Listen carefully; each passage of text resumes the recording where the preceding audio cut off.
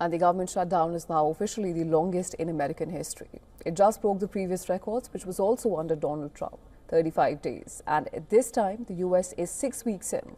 And the president is calling Democrats Kamikaze, saying they're ready to crash the country to win a fight over healthcare funding.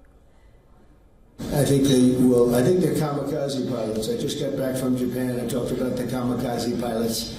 I think these guys are kamikaze. They'll take down the country if they have to.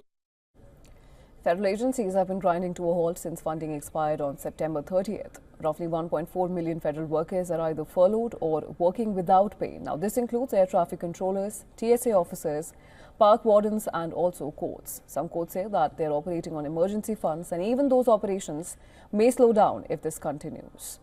Airports get hit hard next. The Trump administration has finalized a new emergency order that forces U.S. airlines to cut flights, starting with a 4% reduction on Friday and rising to 10% from November 14th. The directive is aimed at stretching limited air traffic control capacity as the shutdown continues to starve the system of staffing. Of course, U.S. carriers will be forced to cancel up to 1,800 flights a day, equal to about 268,000 seats daily, once the 10% cuts kick in. Now, this comes right before the busy travel season. The AAA says 5.3 million passengers flew domestically over Thanksgiving weekend 2023, and last year was forecast at 5.7 million. More than 60,000 air traffic controllers and TSA officers are currently working without pay, and absenteeism could snarl terminals. Apart from SNAP, the shutdown is also hitting multiple other fronts. Programs like WIC, which supports new mothers and infants, are on the brink.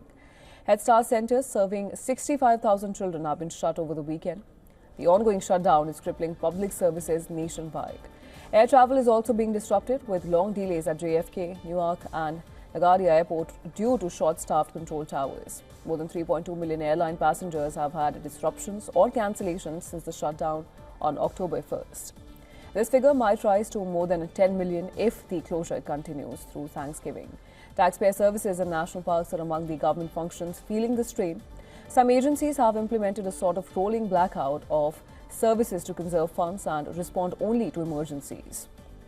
Over 2 million federal workers lost their paychecks last week, and while troops got their paychecks on Friday, the Pentagon says funds could dry up by mid-November.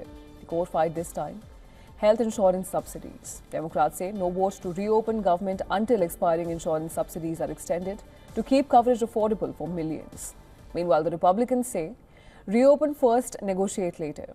A small bipartisan group has floated one compromise framework, but leadership on both sides isn't moving. The only way to move forward with a bipartisan negotiation is for the president to get off the sidelines and get in the game so we can reopen the government, enact a bipartisan spending agreement, and decisively address the Republican health care crisis.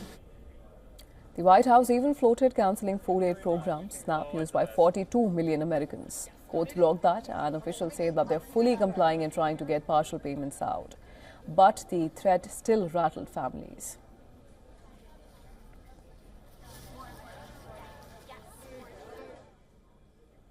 And for more on this, our correspondent Susan Tehrani has sent us this report from New York. Take a look. The U.S. government shutdown is now hitting air travel. The FAA has ordered a 10% cut in flights at nearly 40 major airports, including New York, Atlanta, Chicago, and Los Angeles, starting Friday unless Congress strikes a deal to reopen the government. The move comes amid staffing shortages as thousands of air traffic controllers and TSA officers work without pay, raising safety and scheduling concerns. Airlines like Delta, United, and Southwest are already preparing to cancel hundreds of flights, prioritizing long-haul and international routes while trimming shorter domestic ones. For passengers, that means fewer available seats, higher fares, and longer delays just as the holiday travel season begins. The White House has warned that if the shutdown drags on, the impact could extend to airport security, maintenance, and even international flight operations. Susan Tehrani reporting from New York for WION World is One.